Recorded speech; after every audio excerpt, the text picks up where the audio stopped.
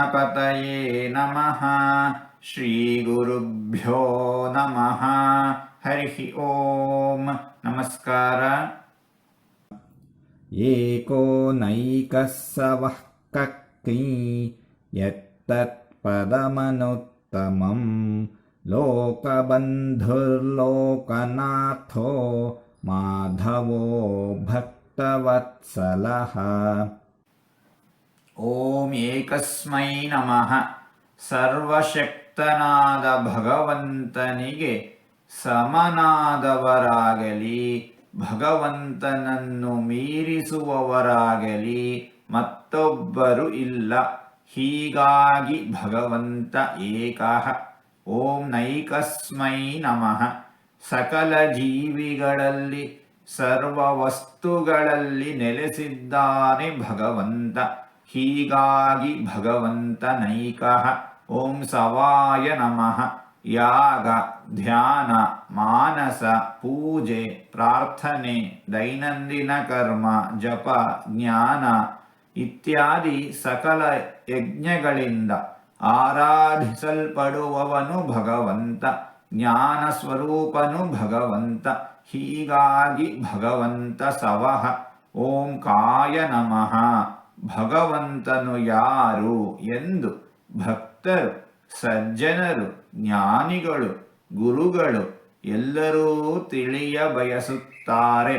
ಹೀಗಾಗಿ ಭಗವಂತ ಕಃ. ಓಂ ಕಸ್ಮೈ ನಮಃ.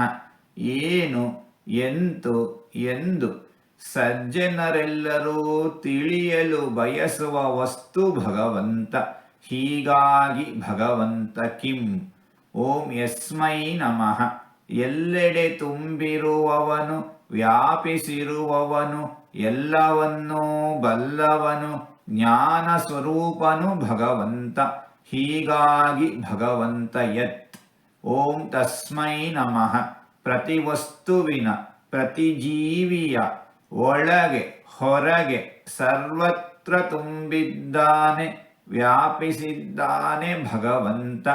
ಕಾಲತಃ, ದೇಶತಃ, ಗುಣತಃ ಅನಂತವಾಗಿ ವ್ಯಾಪ್ತನಾಗಿದ್ದಾನೆ ಭಗವಂತ. ಹೀಗಾಗಿ ಭಗವಂತ ತತ್.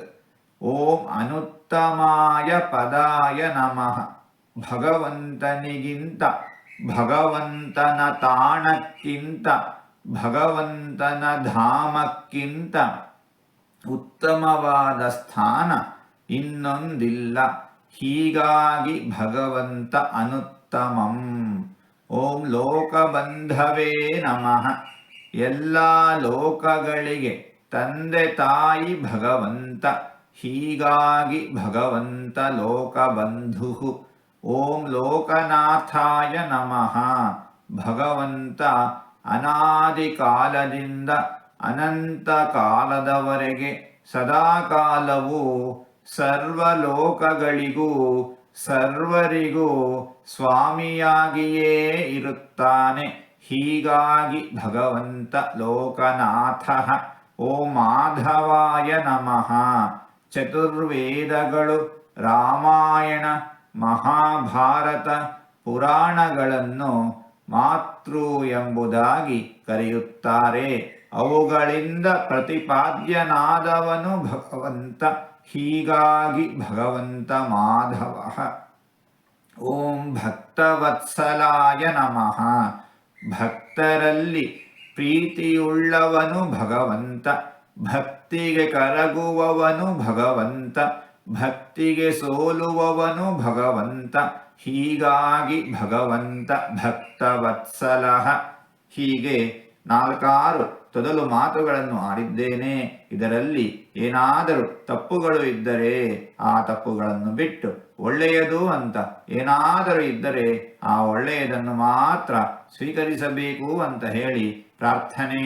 ಈ ನುಡಿಗಳನ್ನೆಲ್ಲ ಆಡಿಸಿದ ಭಗವಂತನಿಗೇ ಸರ್ವವೂ ಸಮರ್ಪಿತ. ಸರ್ವಂ ಶ್ರೀಕೃಷ್ಣಾರ್ಪಣಮಸ್ತು.